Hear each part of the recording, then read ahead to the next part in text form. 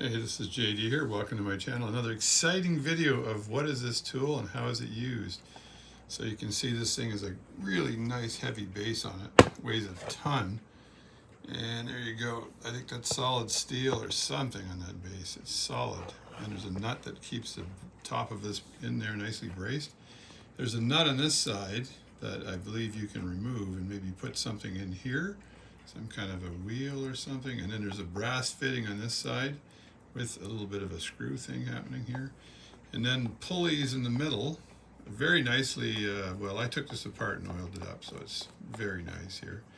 And then another nut on the other end, and another nut here that allows you, I suspect, to adjust a diameter here of some sort. So this is kind of what it looks like.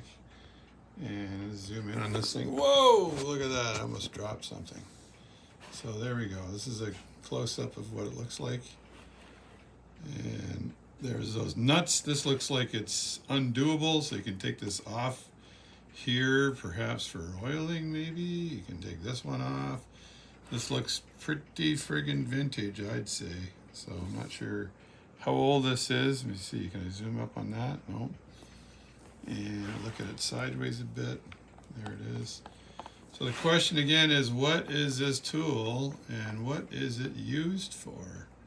So I'll accept any answers, even the funny ones get honorable mention. So thanks a lot. It's JD again. Welcome to my videos.